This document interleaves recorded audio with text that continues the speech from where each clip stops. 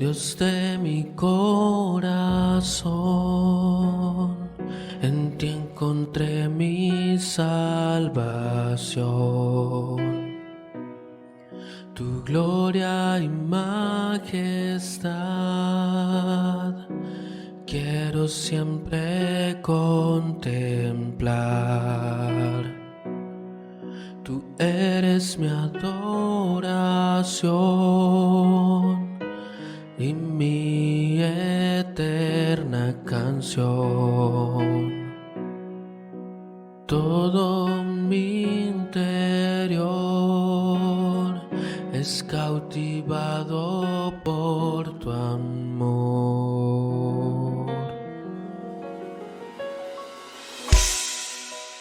Eres Dios eterno, solo tú eres bueno, Dios incomparable eres tú. Nunca me separaré de tu gran amor, eres mi Señor, mi Salvador.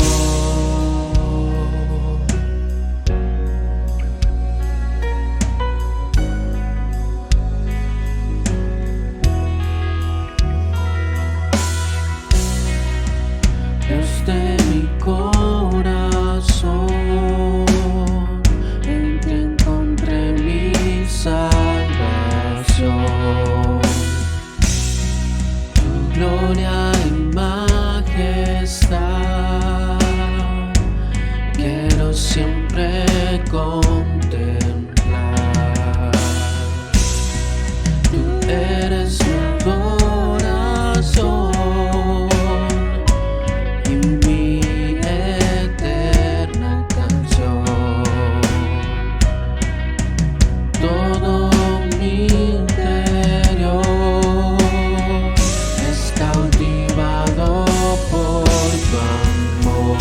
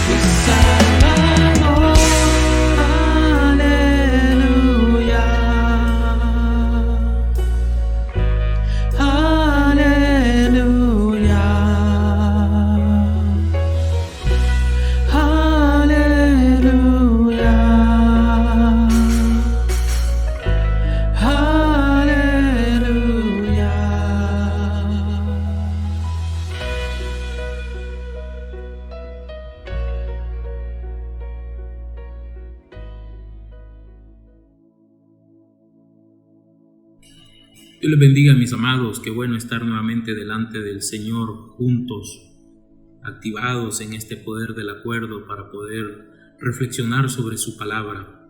Hay dos momentos que vamos a compartir esta noche, de dos momentos en el que nuestro Señor Jesucristo, cuando estaba en el ministerio terrenal, se mostró ante su pueblo, ¿verdad? Y a esta reflexión yo le he denominado compasivo, pero enérgico. Y el pasaje que vamos a estar estudiando, sobre el cual vamos a estar reflexionando, es Lucas 19, del 41 al 48.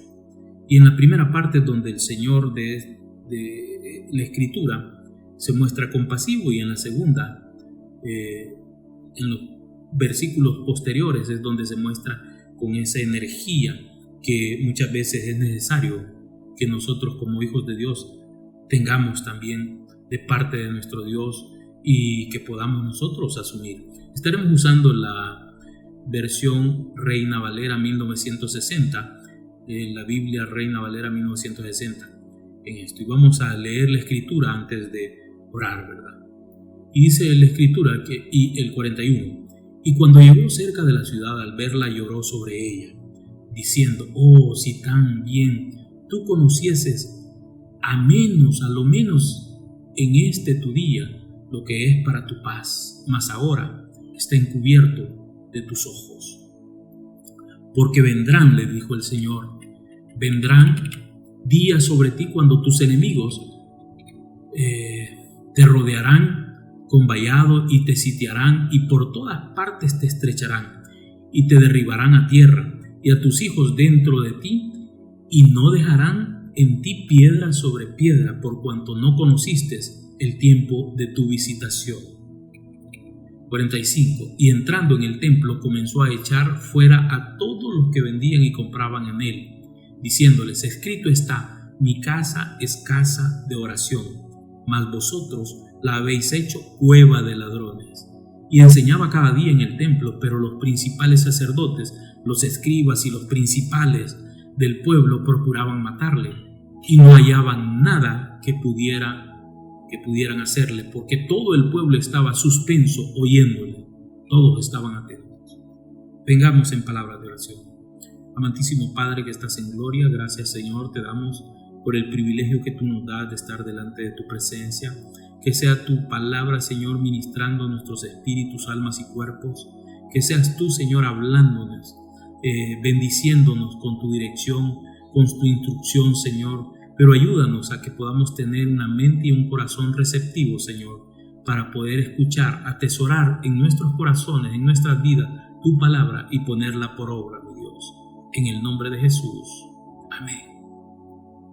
Como les decía, son dos momentos en los que el Señor Jesús se muestra. En estos versículos aprendemos, en primer lugar, lo grande que es la ternura y la compasión de Cristo hacia los pecadores. Nuestro Señor Jesús es la muestra así principal, es el ícono de ese amor que tiene por los perdidos. Si bien es cierto, no ama al pecador, pero no sus pecados.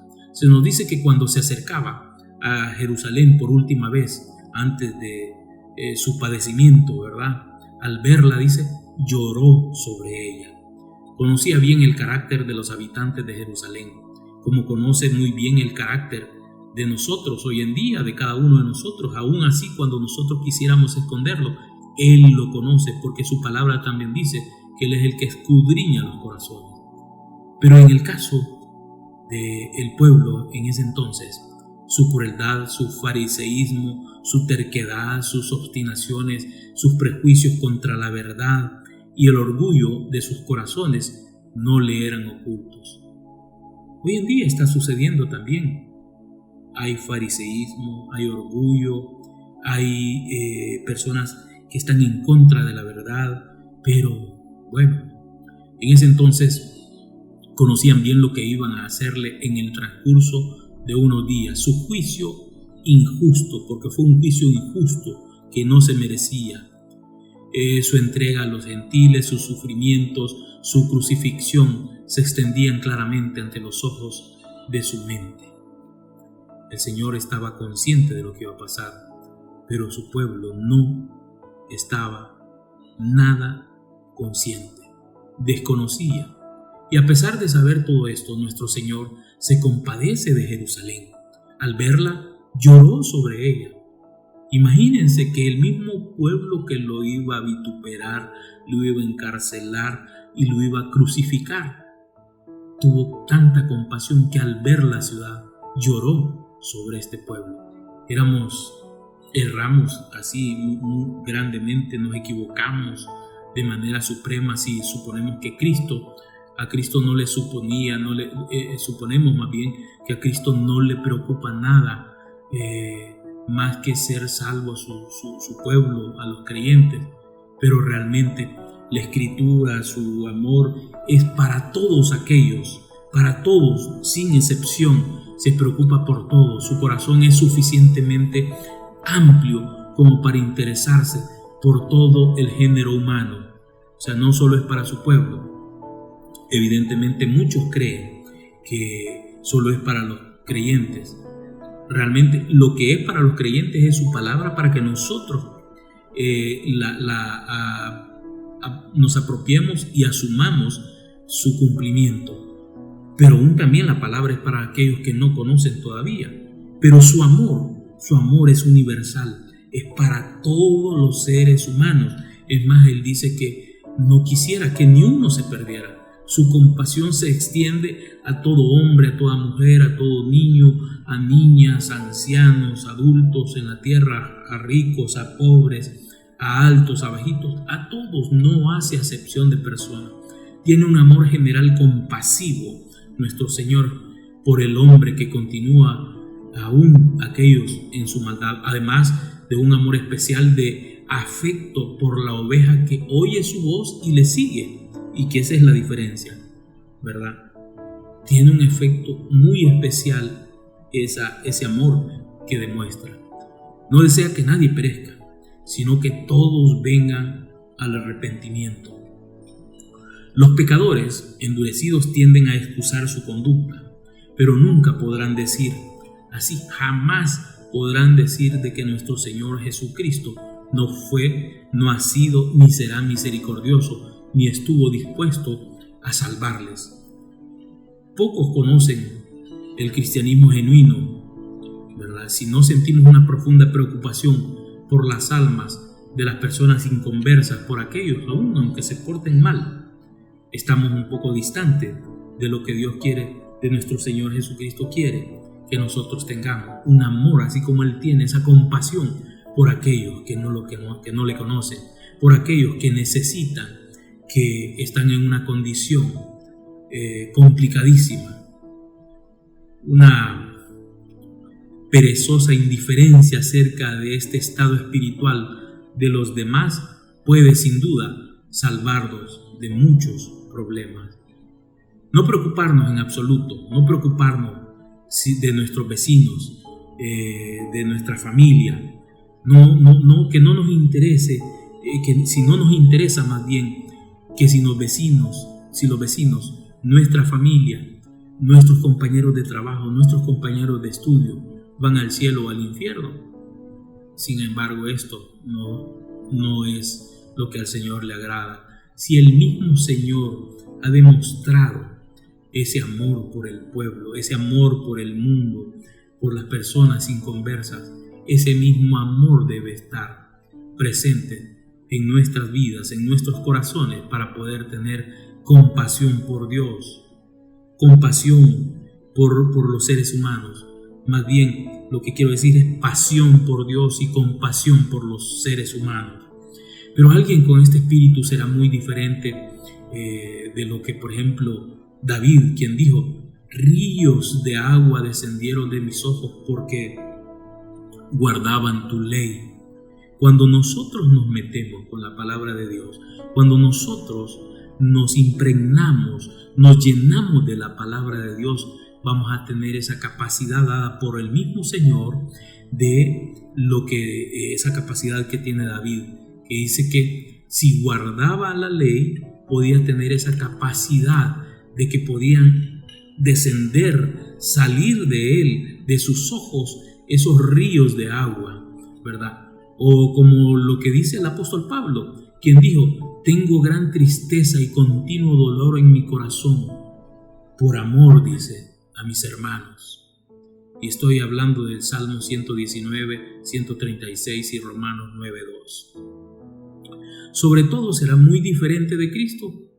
Si Cristo sentía ternura por los malvados, los discípulos de Cristo deben sentir lo mismo. Usted y yo somos discípulos de Cristo. En estos versículos aprendemos también, además de la compasión que el Señor tuvo y que lloró por la ciudad y que sigue, la pregunta es: ¿seguirá llorando? Claro que sí, porque todavía hay muchos perdidos y tenemos tarea como hijos de Dios, como pueblo de Dios, como iglesia. Pero en estos versículos aprendemos, en segundo lugar, que hay una ignorancia religiosa que es pecaminosa, es censurable, es cuestionable. Leemos que nuestro Señor anunció juicios sobre Jerusalén por cuanto no conoció el tiempo de su visitación. Podría haberse sabido que los tiempos del Mesías se habían cumplido y que Jesús de Nazaret era el Mesías, pero no quiso saberlo su pueblo. Muchas veces nosotros encontramos hoy en día también que hay personas que aun cuando tienen evidencia que ahí Dios se ha glorificado en sus vidas, todavía no quieren conocer. Y en ese entonces sus gobernantes eran deliberadamente ignorantes, porque hay dos tipos de ignorancia, como otras veces lo he dicho: la ignorancia por desconocimiento y la ignorancia por decisión. Y estos gobernantes eran deliberadamente ignorantes, habían decidido ignorar, no querían examinar con calma las evidencias y considerar de manera imparcial los grandes hechos y claros que el Señor Jesucristo estaba haciendo. Su pueblo no discernió las señales de los tiempos. Por tanto, el juicio vendría pronto sobre Jerusalén hasta el extremo. En toda la plenitud de la ciudad iba a caer ese juicio. Su deliberada ignorancia la dejaba sin excusa. No podía decir: yo no supe, yo no lo vi, si estaba viendo aún los milagros que nuestro Señor Jesucristo estaba haciendo. El principio establecido por nuestro Señor en este lugar es profundamente importante. Contradice una opinión que es muy común en el mundo y que sigue. Enseña claramente que no toda ignorancia es excusable y que cuando los hombres tienen a su alcance la verdad, pero rehúsan conocerla, su culpa es tan grande ante los ojos del Señor. Hay un grado de conocimiento del que somos responsables, y si por indolencia o por prejuicios, por caprichos no alcanzamos dicho conocimiento, la ausencia del mismo echará a perder nuestras almas. Tenemos que imprimir en nuestra mente, en nuestro corazón, este gran principio y de manera profunda, sobre todo en nuestros corazones, alentémoslo con diligencia en otros cuando les hablemos del Evangelio, cuando les hablemos de Cristo. No nos congratulemos de que la ignorancia va a excusar, no nos debemos alegrar y vamos a decir: vamos a excusarnos a todo el que muere en ignorancia y que éste será perdonado porque no sabía más. No es cierto. Por ejemplo, hay en el caso, porque todos vamos a comparecer ante el juicio del Señor, ante el juicio del gran trono blanco, vamos a rendir cuenta y el Señor nos va a decir: ¿qué hiciste? ¿Qué es lo que hiciste bien y qué hiciste mal? Sucede lo que sucede hoy en día en los tribunales terrenales. Una persona que haya cometido un delito, una falta, que es ocasión de cárcel, pueden decir: sí, señor juez, yo no sabía.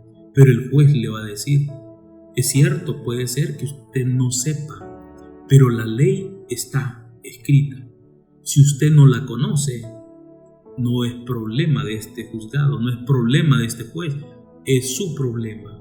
Por eso es necesario entonces conocer la ley para poder defenderse y evitarnos ser transgresores de la misma ley y no cometer delito. En este caso, el Señor nos está diciendo: escudriñen las Escrituras, porque en ellas encontraréis la verdad y la verdad nos hará libre.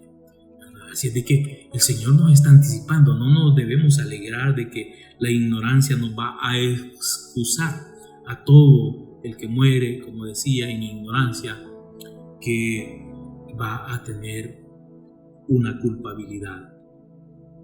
Es más, dice la Escritura que el pueblo perece por falta de conocimiento, del conocimiento de Dios. ¿Vio según la luz que tenía? No. ¿Empleó todos los medios para alcanzar conocimiento? No. Estas son preguntas que nosotros tendríamos que hacernos. ¿Estoy yo buscando tener el conocimiento de Cristo para poder comportarme y vivir de acuerdo a su palabra, de acuerdo a su voluntad? Si un hombre no es capaz de responder a estas preguntas, seguro será condenado en el día del juicio.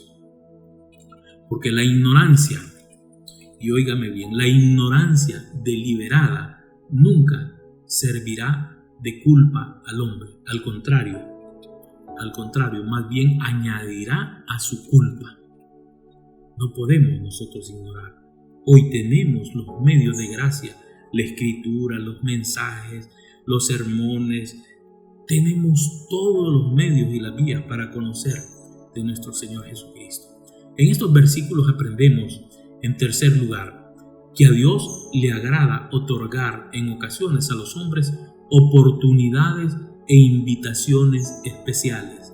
Hoy es el día, hoy es una invitación para que usted reflexione, recapacite y vuelva su mirada, vuelva su corazón a Cristo Jesús y busque de su presencia, busque de su palabra, de su instrucción. Nuestro Señor nos dice que Jerusalén no conoció el tiempo de su visitación. Jerusalén tuvo un tiempo especial de misericordia y privilegio. El Hijo de Dios mismo la había visitado.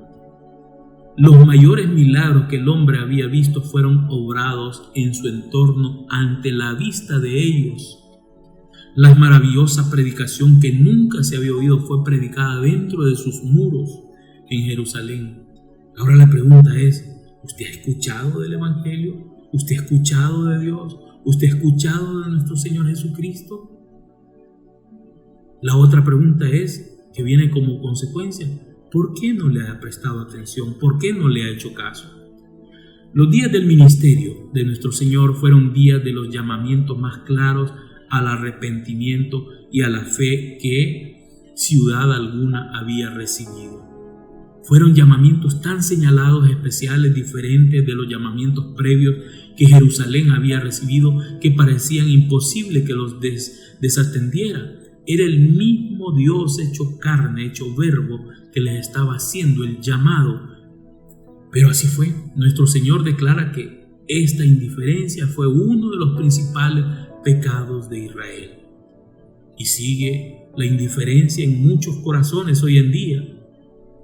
Tenemos nosotros que, como pueblo de Dios, orar, buscar la presencia del Señor e ir y predicarles el mensaje de salvación. La cuestión que tenemos ante nosotros es profunda y misteriosa.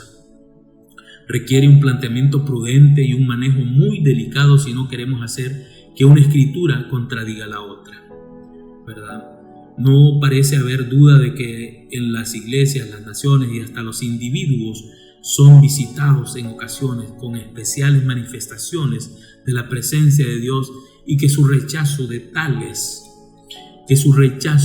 esa manifestación de rechazo es el punto decisivo de su perdición espiritual.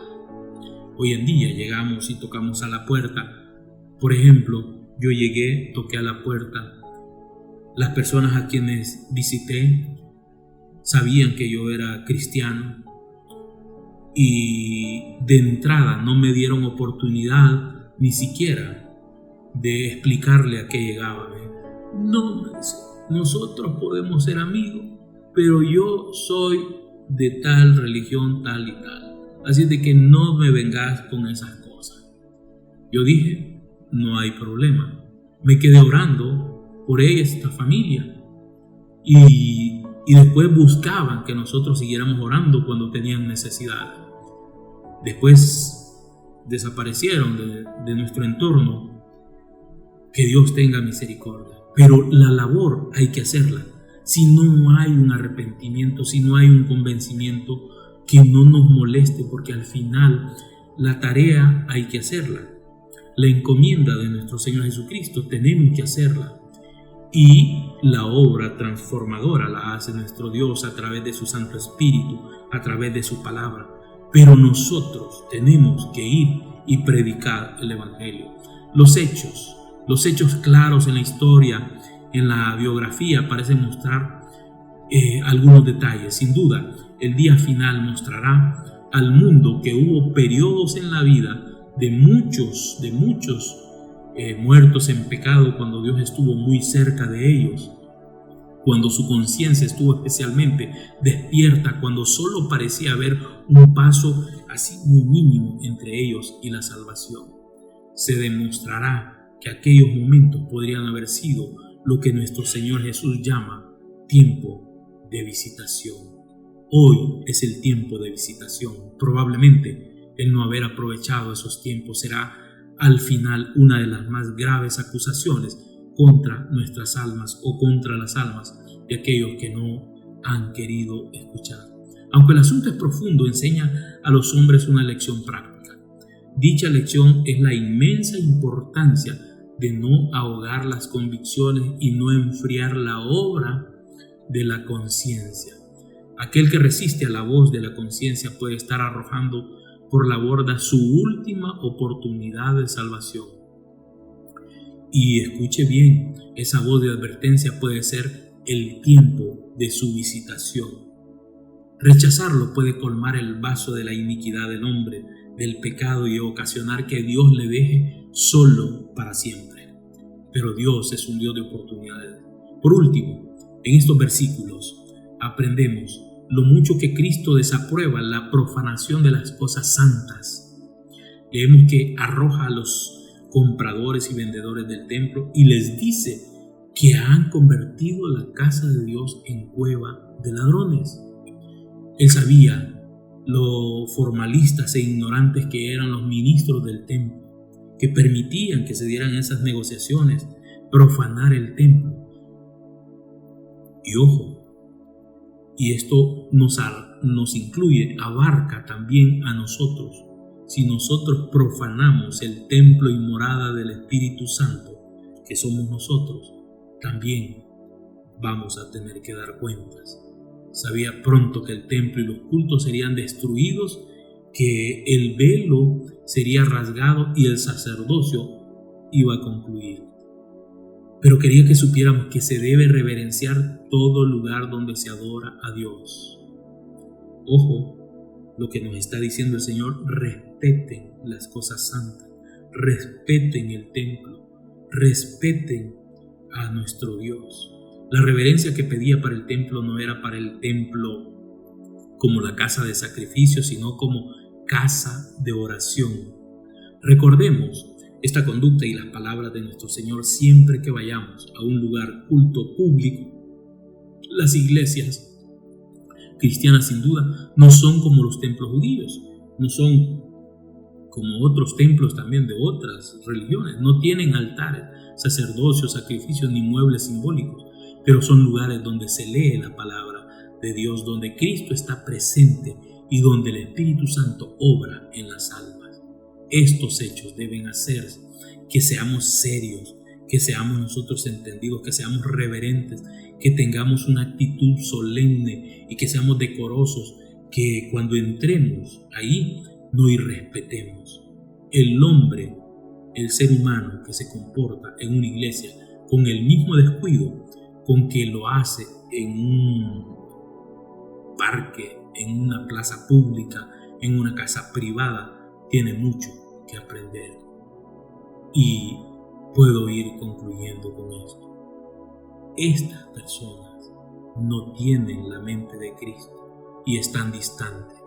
Necesitamos que nosotros reaccionemos a este tiempo de visitación Se nos está compartiendo el mensaje de salvación por todos los medios. Se nos está invitando a que busquemos y que nos comportemos como Dios quiere que nos comportamos, de acuerdo a su palabra, no de acuerdo a las normas humanas. Que no nos conformemos a este mundo, dice la Escritura, sino que renovemos nuestra mente.